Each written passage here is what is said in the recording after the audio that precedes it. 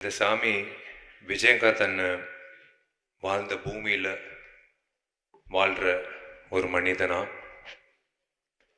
இந்த கலைத்துறையில் ஒரு மேதாவி, ஒரு நடிகர், கேப்டன் விஜயகாந்த் நடித்த அதே கலைத்துறையில் ஒரு நடிகனா, கேப்டன் விஜயகாந்த் அண்ணனோட ரசிகனா, கேப்டன் அண்ணன் ஏங்கிட்டு இருந்த தலைவராக இந்த நடிகர் சங்கத்தில் நானும் ஒரு உறுப்பினராக, ஒரு பொதுச் செயலாளராக இன்னைக்கு, அதுபோக அவரோட கட்சி, இது நான் வெளிப்படையாக சொல்கிறதுல எனக்கு எந்த தயக்கம் இல்லை. எனக்கு கொடுத்த தைரியம் அவர் தான். தேமுதிக கட்சிக்கு வாக்களித்த வாக்காளராக எல்லா வகையிலையும் நான் உங்களுக்கு இங்கிட்டு வந்ததுக்கு நான் நன்றி தெரிவிச்சுக்கிறேன். அதான் நிறைய பேர் சொன்னது மாதிரி இறந்ததுக்கு அப்புறம்தான் அவர் சாமின்னுவாங்க. வாழும்போதே சில மனிதர்கள் தான் அந்த பேர் வாங்கக்கூடிய ஒரு விஷயம். வாழ்ந்துட்டு இருக்கும்போதே அவர் சாமி அப்படின்னு பார்த்து வியந்து பார்த்த அத்தனை பேர் வெறும் சினிமா துறை மட்டும் இல்லை. இந்த அவர் அந்த ஏவியில் நீங்கள் பார்க்கும்போது யார் வந்தாலும் பட்னியாக போகக்கூடாது. அவர் அலுவலகத்துக்கு வந்த யாராக இருந்தாலும், அது சினிமா துறை சார்ந்தவங்க. நான் கேள்விப்பட்டது என்னென்னா, அசிஸ்டன்ட் டைரக்டர்ஸ், அப்போது ரொம்ப கஷ்டப்படுற அசிஸ்டன்ட் டைரக்டர்ஸ் அவர் ஆஃபீஸ்க்கு வந்தால் 3 வேளை சாப்பாடு போடுறதுக்கு ஒரு இடம் இருக்குன்ட்டு எல்லா உதவி இயக்குநர்களுக்கும் ஒரு பலம் இருந்தது. ஏன்னா அப்போது வாய்ப்பு தேடிட்டு இருக்கும்போது அவங்களுக்கு சாப்பாடு, உணவு தேவையில்லை. அது அவர் மனசில் இருந்து எல்லாருக்கும் சாப்பாடு சரிசமமாக இருக்கணும். படப்பிடிப்பில் சாப்பாடுன்ற விஷயத்தில் எந்த பாரபட்சம் பார்க்கக்கூடாதுன்ற வகையில் எங்களை மாதிரி இளைஞர்களை ஊக்கப்படுத்தின ஒரு சாமி விஜயகாந்த் அண்ணன். அவர் பாதையில் அப்படி பண்ணணுன்ற விஷயத்தில் நாங்களும் அந்த அந்த முயற்சியில் ஈடுபட்டோம். விஜயகாந்த் அண்ணன் மறைவு அப்போ இருந்திருக்கணும், கூட இருந்து நாங்கள் அந்த மரியாதை செலுத்திருக்கணும். அந்த நேரத்தில் நானும் ஊரில் இல்லை, கார்த்தியும் ஊரில் இல்லை. முதல்ல அந்த குடும்பத்துக்கு நான் மன்னிப்பு கேட்டுக்கிறேன். நான் சண்முக பாண்டியன்கிட்ட நான் ஒரே ஒரு விஷயம் நான் சொல்லிக்க விருப்பப்படுறேன். கேப்டன் அண்ணன் உங்களுக்கே தெரியும், நிறைய நடிகர்களுக்கு மேலே வர்றதுக்கு ஒரு தூணாக இருந்திருக்காரு. எது பற்றியும் யோசிக்கலை, காசு வாங்கலை, காசு கொடுத்தாலும் வாங்கியிருக்க மாட்டார். ஆனால் அன்னைக்கு பண்ணணும்னு அவசியம் கிடையாது. ஆனால் அந்த நடிகர்களுக்கு ஒரு பிளாட்ஃபார்மாக இருந்து, பரவாயில்ல அந்த பசங்க வளரட்டும் அப்படின்னு சொல்லி அவர் ஒரு வாய்ப்பு கொடுத்தாரு. நான் உங்கள் வீட்டு பிள்ளையா நான் சொல்கிறேன், உன்னோட படத்தில் எப்பயாவது நானும் நீயும் சேர்ந்து நடிக்கணும்னு உனக்கு ஆசை இருந்தால் நான் வரேன். நான் உனக்காக ஒரு படத்தில் நான் உனக்காக அதே மாதிரி கேப்டன் அண்ணன் எப்படி ஒரு பிளாட்ஃபார்மாக அமைச்சு கொடுத்தாரோ, என்னை நீ பயன்படுத்திக்கிறதுக்கு உனக்கு ஆசையாக இருந்தால் நான் இருக்கேன் உனக்காக. கண்டிப்பாக இது வெறும் வார்த்தையால் நான் சொல்லலை. நீ எப்போ நீ சொல்கிறியோ அது ஒரு நல்ல திரைப்படமாக நான் உன்னோட கூட இருந்து ஒரு தூணாக இருந்து நீ இதே மாதிரி அப்பா மாதிரி ஒரு பெரிய ஸ்தானத்துக்கு வரணுன்றது என்னோட ஆசை.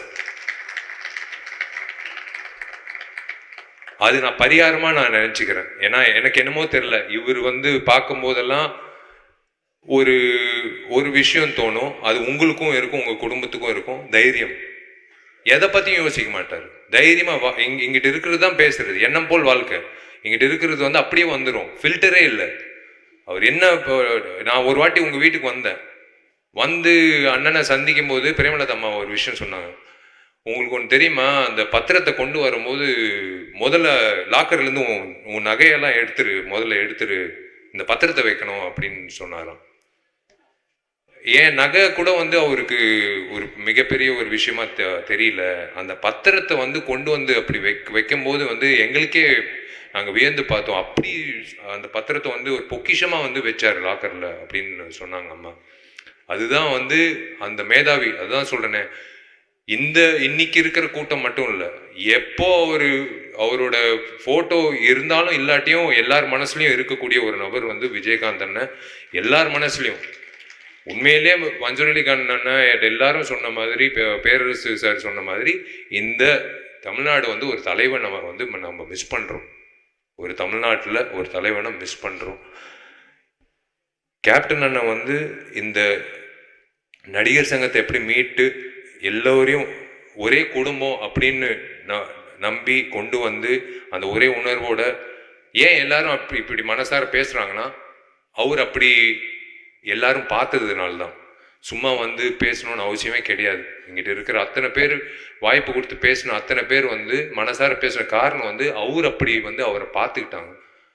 ஒரு தம்பியா, எல்லாரையும் ஒரு சரிசமாக பார்க்குற நபர்கள் நம்ம சினிமாவில் வந்து பார்க்க முடியாது. நான் ஓப்பனாக சொல்கிறேன், ஈகோன்ற விஷயம் எல்லாருக்கும் இருக்கும். ஆனால் ஈகோ இல்லாத மனிதர்கள் ரொம்ப ரொம்ப குறைவு சினிமாவில். அதில் ஒரு முன்னுதாரணமாக இருக்கிறவர் வந்து கேப்டன் விஜயகாந்த். அவரோட போக்கு, அவர் வந்து எந்த தயாரிப்பாளரும் நஷ்டம் அடையக்கூடாது.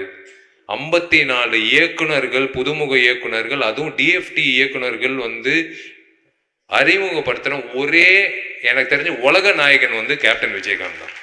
54 பேர் யாரு வந்து கொடுப்பாங்க வாய்ப்பு? நீங்க சொல்லுங்க. இன்னைக்கு இருக்கிற காலகட்டத்தில் ஒரு புதுமுக இயக்குனர் வந்து அலுவலகத்துக்கு வர்றதுக்கே வந்து யோசிப்பாங்க.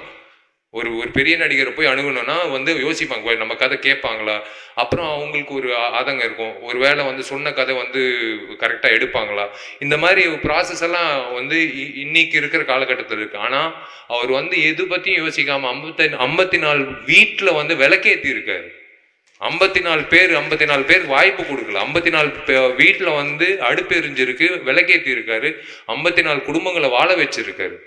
அந்த மாதிரி ஒரு is given such a great contribution to இந்த சினிமா. இது வந்து வெறும் நம்ம தமிழ்நாடு இல்லைங்க, இந்தியாக்கே வந்து பெருமை செலுத்தக்கூடிய ஒரு மனிதர் இவர், ஒரு நடிகர். இது வந்து இன்னைக்கு வந்து தமிழ்நாடுன்னு சொல்றோம். இந்தியாவிலே இவர் வந்து பண்ண சாதனை வந்து எந்த நடிகரும் பண்ணதே இல்லை.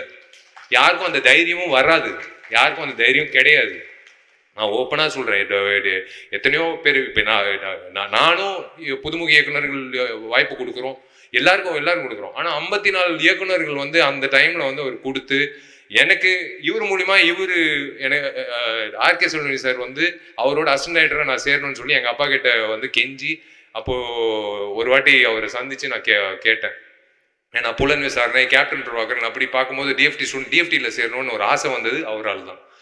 அண்ணன் செல்வமணி சார் கிட்ட அசிஸ்டன்ட் டைரக்டராக சேரணும் அப்படின்னு சொன்னது இப்படி கேப்டன் அண்ணன் பண்ண படங்கள் வந்து எல்லா நடிகர்களும் சரிசமமாக வளர வச்சு, எல்லா இயக்குநர்களும் சரிசமமாக வளர வச்சு, எல்லா தயாரிப்பாளர்களும், நீங்கள் ஒரு தயாரிப்பாளர் சொல்லுங்க, எனக்கு வந்து அவர் மேலே ஒரு கம்ப்ளைண்ட் இருக்குது அப்படின்னு. எங்களை மாதிரி ஆர்டிஸ்ட் எல்லாரும் கம்ப்ளைண்ட் இருக்கு. ஆனால் ஒரு கம்ப்ளைண்ட் இல்லாத ஒரே நடிகர் இந்த நடிகர் தான். எந்த கம்ப்ளைண்ட்டும் கிடையாது, எந்த சங்கத்திலையும் எந்த கம்ப்ளைண்ட்டும் கிடையாது. இந்த மனிதர் வந்து உண்மையிலேயே வந்து இதோ சிரிக்கிறாரு, உண்மையிலேயே எங்கிட்டயோ சிரிக்கிறார். நம்மளை பார்த்து உங்களை பார்த்து உங்களை வாழ்த்துறாரு, உங்களை வாழ்நாள் பூரா வாழ்த்துறாரு. நான் பிரேமலதா அம்மாவுக்கு நான் கடமைப்பட்டிருக்கேன், சுதீஷ் சாருக்கு நான் கடமைப்பட்டிருக்கேன். நான் சொன்ன விஷயத்த சத்தியமாக சொல்கிறேன். வெறும் இந்த மைக்கு, இந்த கூட்டம், பேசணும், உணர்ச்சி அப்படியெல்லாம் கிடையாது. அவருக்கு நான் பண்ண வேண்டிய விஷயம் வந்து எனக்கு மனசார நான் சொல்ல வேண்டிய விஷயம் நான் உனக்கு சொல்கிறேன்.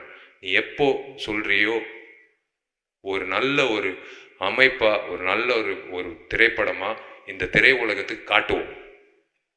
அதுதான் வந்து இந்த மனிதருக்கு நான் வந்து கொடுக்கக்கூடிய எனக்கு நான் வந்து என்னால் முடிஞ்ச அளவுக்கு நான் அர்ப்பணிக்கிற ஒரு விஷயம். ரொம்ப ரொம்ப சந்தோஷமாக இருக்குன்னு ஏன் சொல்கிறேன்னா, இவர் சிரிக்கிறாரு. இந்த நேரத்தில் வந்து இவரை பற்றி இத்தனை பேர் வந்து பேசி, இத்தனை